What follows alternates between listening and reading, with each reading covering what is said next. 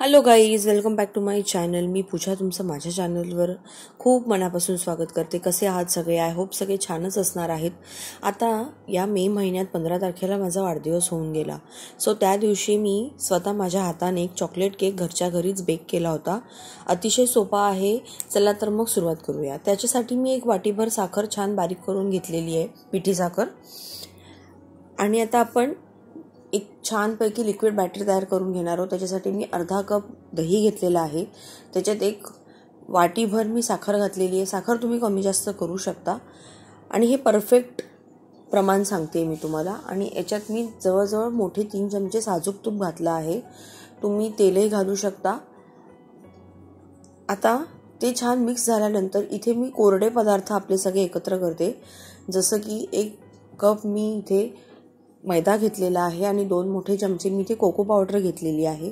ते छान मिक्स केल्यानंतर आपलं जे बॅटर आहे साखरेचं आणि दह्याचं, त्याच्यात ते मिक्स केलं.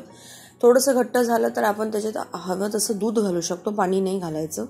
आणि मी यामध्ये 1 चमचा सोडा घातलेला आहे आणि अर्धा चमचा बेकिंग पावडर घातलेली आहे. आणि त्याच्यानंतर त्याच्यामध्ये मी व्हॅनिला एसेन्सही घातलेला आहे. सगळं छान मिक्स करून फेटून घेतलं की आपण नेहमीप्रमाणे आपल्या कढईत तो केक करणार आहोत.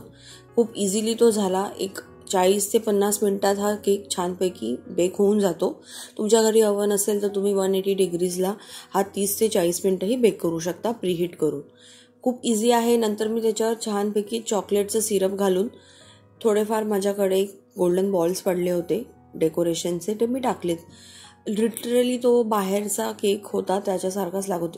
इनफॅक्ट मी म्हणेल की त्याच्यापेक्षाही सुंदर लागत होता, कारण साजूक तुपामुळे त्याची चव अतिशय सुंदर झाली होती. सो तुम्हाला माझी रेसिपी आवडली असेल तर तुम्हीही नक्कीच घरी आजच ट्राय करू शकता. भेटूया नवीन रेसिपीसह. तोपर्यंत बाय बाय.